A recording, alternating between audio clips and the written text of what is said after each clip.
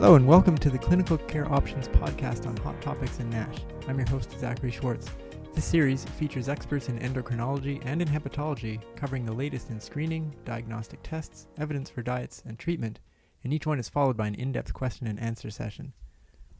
Today's episode is entitled Current NASH Treatments. During this episode, Professor Philip Newsome from the University of Birmingham in UK will answer the question, what are our current options for managing NASH? He'll explore the role of lifestyle, of vitamin E and pioglitazone, and of bariatric surgery. For more information on Professor Newsome and for a link to additional online education on NASH from Clinical Care Options, please visit the show notes for this episode. You can also go to the show notes to see the slides that accompany this podcast. Now let's get started and hear about the evidence behind current NASH treatments from Professor Newsome. Good afternoon, good evening, wherever you are. Hopefully this will be an exciting session, and these are the kind of categories that I'd like to spend some time on today. So talking about what therapies are recommended for NASH specifically, and then thinking about comorbidities, what are the optimal medications to manage diabetes in patients with NAFLD and NASH? And that they could be medical therapies or they could indeed be surgical therapies. So we'll talk through those in this session. So first of all, what are the specific treatments to treat NASH that are currently recommended? So as you can probably see, there's not a particularly long list. So I'll take us back to a study published almost 10 years ago now, the Pivens trial, which, as you can see, was the first really robust double-blind placebo-controlled randomized trial in patients who had a biopsy showing NASH. And in this case, these are non-diabetic patients and they did not have liver cirrhosis. In this particular study, patients were randomized to one of three arms: placebo, vitamin E, or pioglitazone. And the primary endpoint is captured here on the left. And the primary endpoint was a reduction in histological damage as captured by the NAFLD activity score. Now, the p-value here was split of 0.05 across the two groups. So to be significant, it had to be less than 0.025. So you'll see here only vitamin E met the primary endpoint and pioglitazone narrowly missed it. If you look at all the histological elements, what you can see is that whilst there was an improvement in steatosis, the other area of interest was that of hepatocellular ballooning, which again was significant for vitamin E but not pioglitazone. If we look at resolution of NASH, which has now become the standard endpoint in many phase 2b and phase 3 clinical trials, you see you get the opposite result, where actually that was only significant for patients receiving pioglitazone as opposed to those receiving vitamin E. So you have a mixture of outcomes here, but what you see is vitamin E met the primary endpoint and pioglitazone met an endpoint which we increasingly deem to be clinically relevant. So there've been a number of studies, and these data have been combined in this systematic review and meta-analysis by Musso and colleagues published in 2012. And what you see here is the plot. So if the red diamond is to the right, that means there's an improvement with TZDs, pioglitazone. So what you can see, an improvement in steatosis. If you look on the bottom left, an improvement with pioglitazone for lobular inflammation, and also an improvement in fibrosis. So we have the Pivens trial and then a number of other studies which if we bring together, tell us that the TZDs, the glitazones, demonstrate efficacy on all the elements of liver histology in patients with NASH. But remember, this was a study of non-diabetic patients. So what about patients with diabetes or pre-diabetes?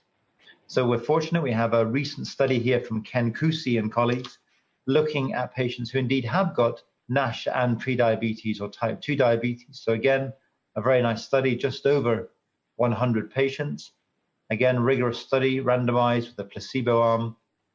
And again, what you see here is really strong clinical signal. So patients receiving pioglitazone, significant improvement in this composite score of histology, the NAFLD activity score.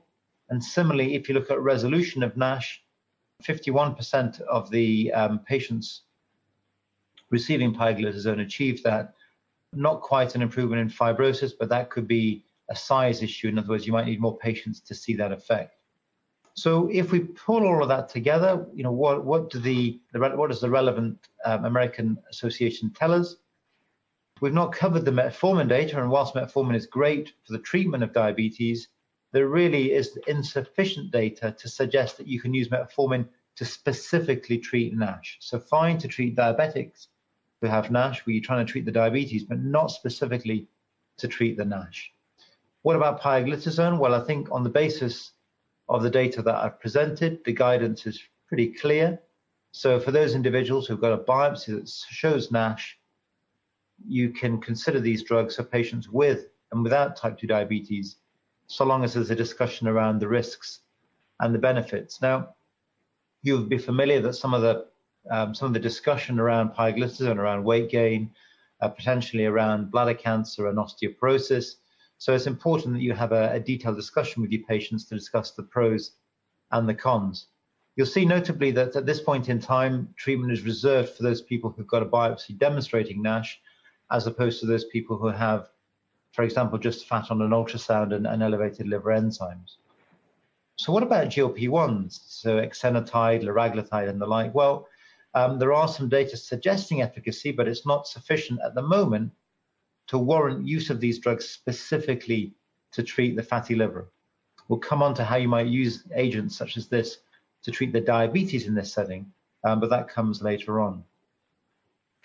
This really summarizes that. So, pioglitazone on the basis of Pivens and multiple other studies is the recommended agent to treat patients who've got biopsy-proven NASH, where the approach here is, using drugs that target insulin resistance.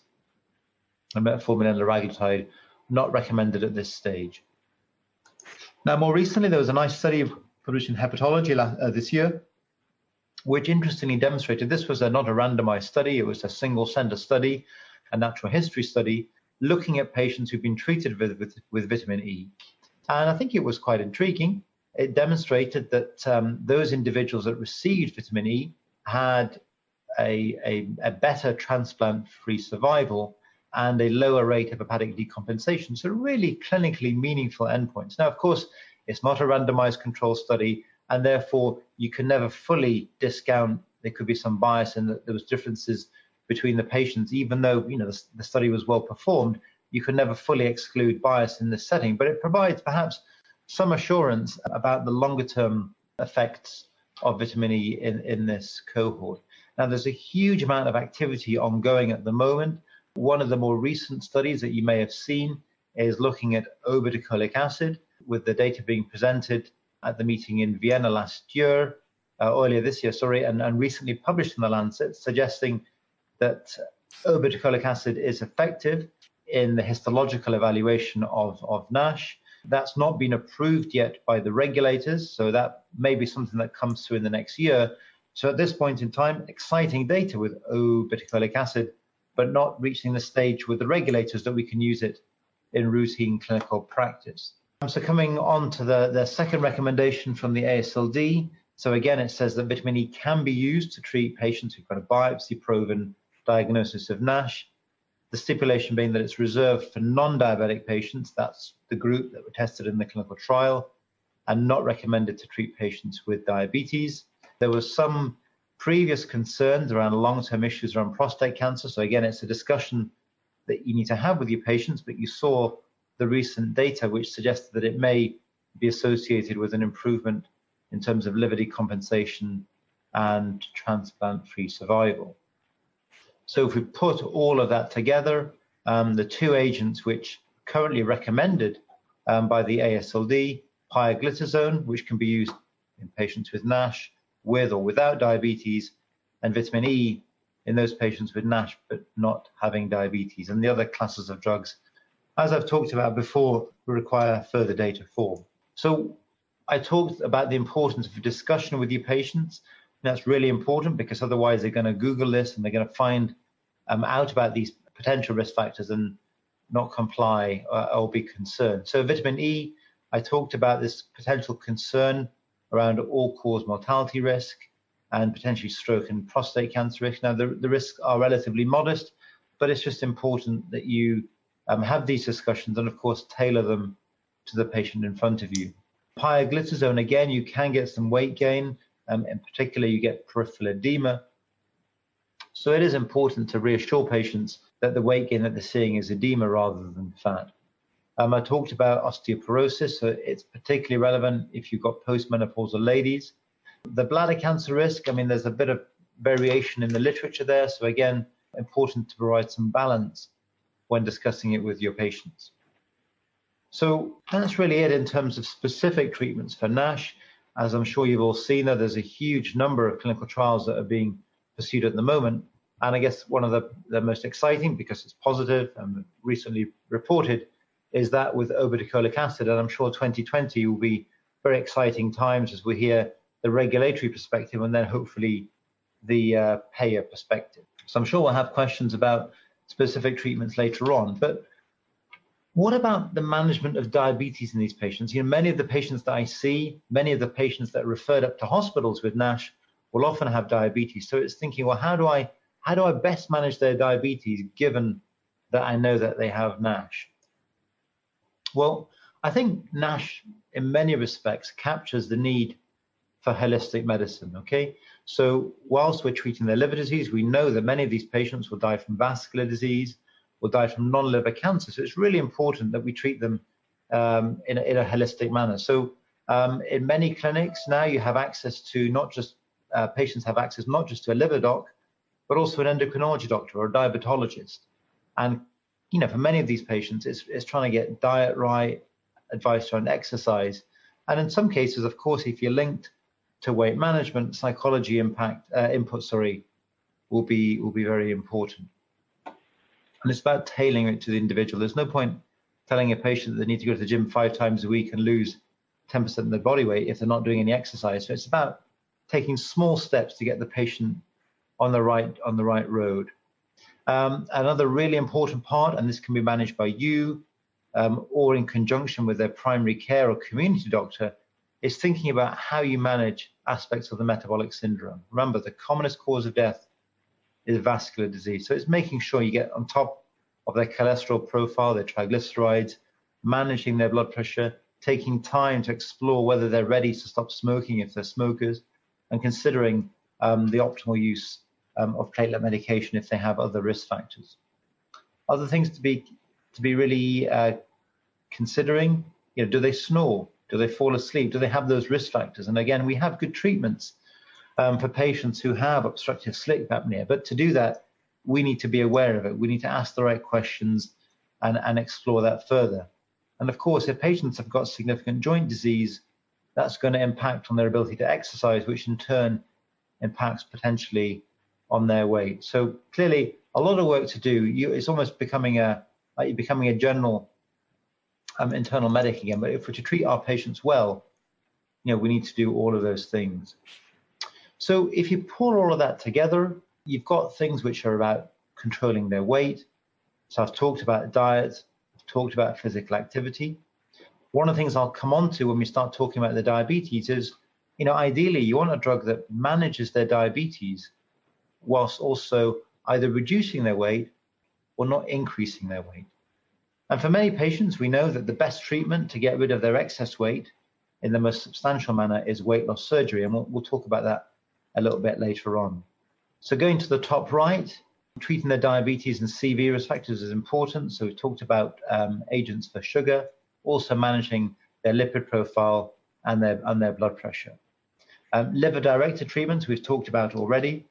This is quite an interesting one here. There was a paper published a few years ago really talk about metformin's potential ability to reduce cancer risk. I still think it's really quite early for us to say that categorically. My feeling is that if a patient has got diabetes or pre-diabetes, the data on metformin in that setting are there for all to see, so it's important to consider it, but I wouldn't labor the benefits for liver disease or liver cancer because I think that's not really proven at this stage. So there's a whole number of different drugs to treat diabetes in these patients. We've talked about metformin, where I think really the focus is on the diabetes. There have been some nice studies with DPP-4 inhibitors, which again, good for diabetes. They don't seem to have a major effect on the liver profile, so I wouldn't use them if that's what you're trying to get a sort of secondary benefit on. Pioglitazone we've talked about. It tends not to be as widely used nowadays in the treatment of diabetes, but as we've talked about, you certainly could use it to those individuals with NASH. And GLP-1s, and there's a whole number of these agents now, I think these are great drugs if you're trying to treat the diabetes as well as reducing weight. In terms of their effect on the liver, we wait to see the outcomes of more trials. So you certainly can't use these drugs if you're specifically trying to get the payer to approve it for the treatment of fatty liver. But if you're trying to treat their diabetes or their weight, I think it's a useful class of drugs. And the same sort of message really comes with the SGLT2 inhibitors, such as empagliflozin or canagliflozin. You see weight loss with these drugs, you see improvements in glycemic control. I think the improvements in weight loss are perhaps a little bit more modest with the SGLT2s. You probably get more weight loss with the GLP-1s. But again, it's about tailoring it to your patient.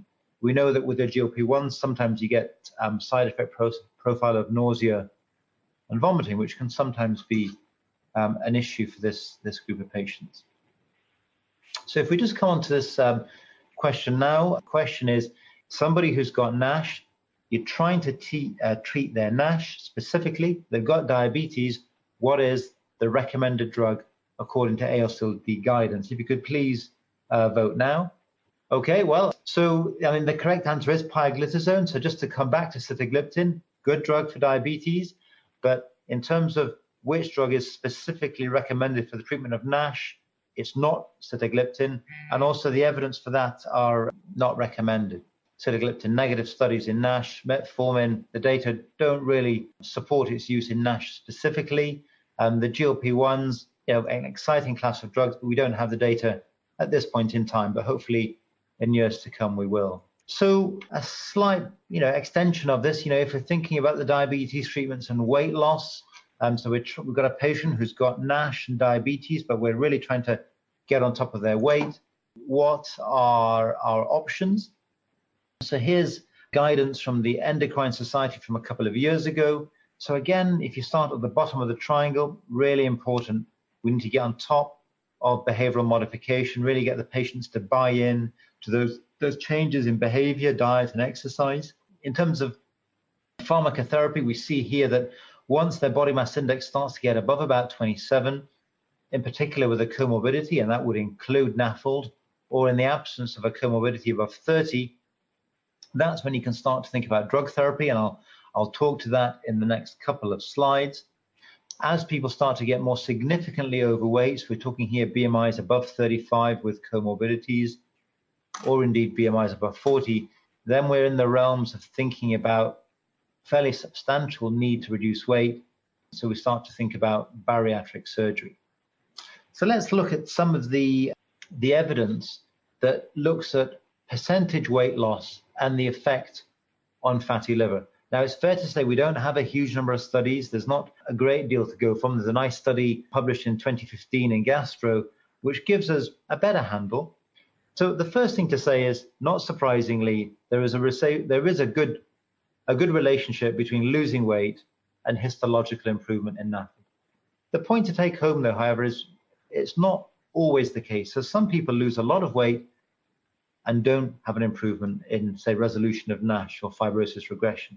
So my view on this is that at a population level, weight loss associates very clearly with histological improvement, but it doesn't always work for every patient. It's important to be aware of that. What we see is that the amount of weight you need to lose to improve resolution of NASH is lower than that you need to see improvement in fibrosis. So if you look here, once you start to lose above about 7% in weight, you're seeing 2/3 to 90% of patients are seeing resolution of NASH, whereas you need to go a bit higher, probably above 10%, where you start to see an improvement in fibrosis. Now, again, the rider here is that in this study, there weren't that many patients with significant fibrosis. So, I use this to motivate patients, but it's just important to bear in mind it's not based on huge amounts of patients. The other point to make, sadly, is we know that not very many patients are able to achieve this level of weight loss at 1 year. And we don't know how many patients will sustain this weight loss beyond that. So useful for sort of short to medium term targets, but you've got to be realistic as to what patients can achieve. So what are the medical options here? Well, there's a range of different drugs, as I talked about. So this is looking at a number of different GLP-1 analogs, which are, I know, widely used in the treatment of diabetes. That's commonly the reason that they're prescribed. Often their use specifically for weight loss agents is a little bit more limited. What you get a sense for here is with the different drugs and the different trials, the degree of weight loss that you're seeing. So you're seeing increasingly large amounts of weight loss, pushing up to 5%, 7%, and in some of the more recent studies up to 10 to 15%. So there's no doubt it's an attractive class of drugs where you're starting to see fairly substantial degrees of weight loss. Now, what we don't know is how long do you need to treat with this class of drugs? Is it going to be lifelong treatment? Is it going to be a prolonged duration to achieve weight loss and then a low dose to maintain? This is all something that we need to work through.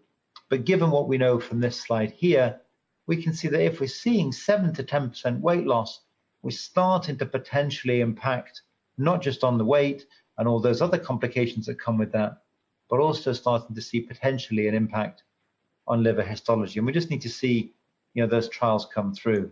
So if we compare GLP-1s such as semaglutide with canagliflozin, again, just to come back to my earlier point, they're both giving you improvements in glycemic control, but you're seeing slightly greater weight loss with the GLP-1 class of drugs. So I think you need to tailor the agents that you use for these patients. So if we look a little bit more at the effect of these diabetes therapies as they might be seen in liver health. So here's a study that was published a couple of years ago in the Lancet. So this was a randomized double-blind study looking at liraglutide versus placebo in patients that were overweight and had biopsy-proven NASH. The primary endpoint was resolution of NASH, at the same time with no worsening of liver fibrosis. And what you see, approximately 40% of patients receiving liraglutide had resolution of NASH, as opposed to about 10% in the placebo arm. You'll see there, not surprisingly, there was a big reduction in weight compared to placebo, and also similarly a reduction in ALT.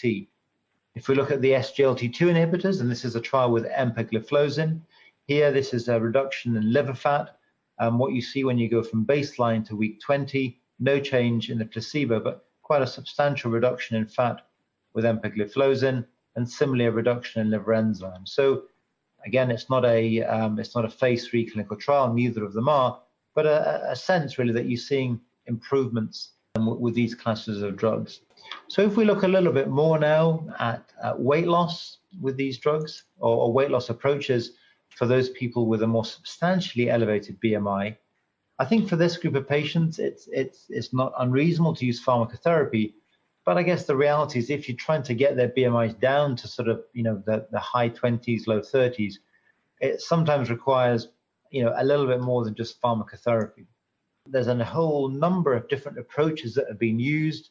So endoscopic systems, as illustrated here, there's still an evolution in the data sets associated with these. So we look to see how these will develop. They may have a role as a stopgap. They may have a role for people who are not wanting formal surgery, but we need to see what sort of effects we'll see with these modalities and whether indeed they'll give us the same degree of weight loss as if we look at bariatric surgery as demonstrated here. So this is a large study of just under 2,500 patients with obesity. It's looking at the gastric band in the top line here, then patients with a sleeve gastrectomy, and then patients with a Roux-en-Y bypass. So what you see is that as you start to have the more involved operations, you start to see far more substantial degrees of weight loss in the region of 20 to 30%. And for that reason, certainly in our clinical practice, we see less and less use of the adjustable gastric band and a greater use of the sleeve gastrectomy and the Roux-en-Y bypass, where you're seeing really substantial improvements, so 30% reduction in weight. And you can see this is coming out to sort of 4 to 5 years. So if we're thinking that 7 to 10% is having an effect on histology, we're hoping that we'll see fairly substantial effects of this type of weight reduction on fatty liver disease. So what do we know about the effects of weight loss surgery on liver disease? So here is a study, a prospective study in people again who had biopsy demonstrated NASH. And you see here the changes in BMI, so a fairly impressive reduction, a 12-point reduction in BMI, and that resulted in 85% in patients having a resolution of NASH, and look, almost just over one third, having at least a one-stage reduction in fibrosis. And when we bring all of that together in a meta-analysis, what we see is a fairly consistent message. Okay, so a 2.4-point reduction in the NAFLD activity score improvements in steatosis, inflammation, ballooning, and fibrosis. So very clear message of improvement. Again, as I indicated in the weight loss section earlier, for some reason, there are still patients who get a deterioration in liver histology, and I think we need to better understand, what is it that's driving the disease in those patients. So this really just more data, really just reinforcing the fact that you see improvements in steatosis, NAFLD activity score, ballooning, and also fibrosis. So with that in mind, really, I think the recommendations from the AASLD are that if somebody has the criteria for bariatric surgery, namely elevated BMI with or without risk factors, then bariatric surgery is recommended. The corollary is that if they just have NASH, but they don't ordinarily have the indication for bariatric surgery, then really you can't consider it. The complexity here is in those patients who've got liver cirrhosis or decompensation. I think those you really need to have a good discussion with your bariatric team to see whether the risks of bleeding are outweighed by the benefits on liver disease. So I think it's a really exciting time. I think we have some drugs which are recommended by the AASLD and also European guidance. We have a whole number of different drugs now for diabetes and for weight loss, which seem to have really good effects on weight and glycemic control. And what we're starting to see is to what extent are these benefits translating into benefits in liver histology, which ultimately is one of the things that we're concerned by, when we're treating patients with fatty liver disease. But as I said at the beginning, whilst we think about their liver disease, it's important, we don't lose sight of managing the vascular risk factors. That's the thing that's unfortunately going to result in morbidity and mortality for our patients. So it's important we get that right, whilst also considering agents to treat their liver disease. So they were the slides I wanted to talk to today. That gives us a good 10 or 15 minutes for questions. So really keen to get your questions. There's a couple that have come through here, which I can take. There was a question about obeticholic acid. So just to reinforce, exciting data just recently published, suggesting that there is histological benefit and improvement in fibrosis. We just need to wait now to see whether that's approved by the regulators, in which case, depending on how your local payers view it, that may be a new therapy that you can consider. So one of the questions here is, could NASH be improved by intermittent fasting lifestyle after addressing diabetes? So we don't have data on that, but I think there are different models for weight loss. The 5-2, where you fast for 5 days and you eat for 2 normally, has been proven to be anecdotally helpful in people losing weight.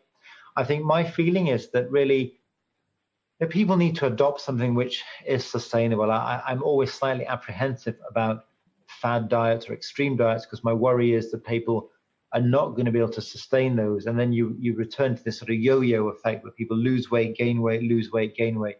And actually that may be more harmful. There's questions here about saraglitazar. Again, I think we need more data before we can make robust recommendations on the use of that class of drugs or that type of drug. Again, it's not the one it's not recommended at the moment by AASLD, so it's not something that I've been using in my clinical practice. Another question here is about, well, how long do you use vitamin E for? I think vitamin E, the PIVEN study was beneficial, but again, because of the other concerns, I think its usage has been greater in certain parts of the world. I know it's used more commonly in the US than, say, Europe.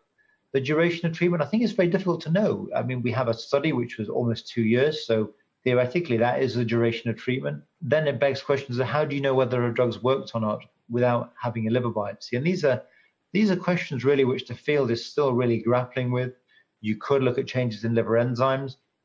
The question then is, if they're improved, do you stop the drug? So I think you need to take that on a case-by-case basis. So there's a question here about gastric balloons. I think it's still really early days in terms of efficacy in NAFLD. I haven't seen any really good data on the benefits of balloons in this cohort. I think short-term data may be available, but it's not quite the same, and certainly payers are not, the official societies are not recommending it. So what about the use of pioglitazone? How long should you use that for? Again, if you're using it to treat the fatty liver specifically, again, the trials were sort of 18 months to 2 years. There's no really strong recommendations there. I think what I would recommend is that if you're going to use it, be guided by response markers such as their ALT. if you have access to non-invasive markers like FibroScan or ELF or other serum blood tests, you can use those. And if you feel none of those are improving, then I guess you're probably identifying a non-responder. If they are improving, you could perhaps treat to get a certain level of benefit. And then if the patient's tolerating it, continue. If they're having problems, you could perhaps pause and just see how they fare. So there's another question here saying, should we monitor HbA1c levels if we use Pio or Lyra in non-diabetic patients? So again, liraglutide, is really reserved for patients who've got diabetes. So in that sense, you can't really use it in non-diabetic patients. So a really good question. Should your use of the drugs or your modification of the drugs be based on their HbA1c? Well, I guess it depends on what the indication is. If you're using Pioglitazone, then the indication is NASH, and therefore HbA1c is not the readout that I would use. If you're using a GLP-1 in a diabetic patient, then HbA1c is one of the markers that you have to use along with weight. So a really good question here about, do you need to repeat the biopsy in 2 years? I must say I'm not sure I would necessarily go with that. I think biopsies are invasive, they're painful. I think I would only use it if there's real uncertainty as to whether an individual is responding or not. I think normally you can use surrogates such as their weight, ALT, non-invasive markers to make a decision on that. So here's a question around the dose of vitamin E given the increase in mortality. I must confess I don't use a lot of vitamin E. I think you have to go with the recommended dose, and on the basis of the literature, again, probably 2 years, and then take a view on the variety of different markers that you can use to monitor efficacy. Another question here is around the use of GLP-1 analogs in patients with NASH but without diabetes. Well, there is one, that was the liraglutide study or the lean study, and what that showed was that the benefits that were seen in overall terms were the same for patients with and without diabetes. In other words, the histological benefit in that trial occurred in patients with or without diabetes to the same degree. So we look forward to seeing the data from the semaglutide study later on next year. Could you comment on NAFLD in the non-obese? So that's a really interesting question. To my mind, there's two elements to this. The one is the determination of reference ranges for different groups. So I think if somebody is of Asian origin, we need to be careful to apply the correct body mass index cutoff. We know that you need to drop that. For somebody of Asian origin, I would say BMI of 23 and above really captures somebody who's overweight, and you can have NASH if you're overweight. You don't just need to be obese. And then there is that group of people who genuinely have a normal body mass index. So then I think what you look at is where the fat is distributed. And often what I find is that the fat is distributed centrally. So although the BMI might not be elevated, actually where the fat is. And then you've got those rarer people with lipodystrophy where, there's just an altered distribution of fat within the organs. Have I experienced hypos in patients with Pio? No, I haven't. I'm not aware that's something that's really a particular concern. And monitoring whilst they're on Pio, I'd monitor their liver enzymes. I'd monitor perhaps, what you can non-invasively, such as FibroScan, serum ELF, and liver biopsy if need be. There's a question here about herbal remedies. I'm pretty negative on herbal remedies. I take the view that if they worked, I'd be prescribing them for them. A question about the regenerate results. I think they look pretty encouraging.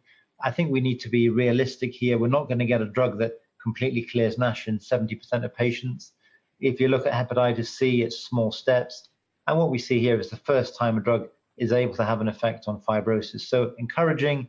Clearly, we look for augmentation, and hopefully we'll see that over time.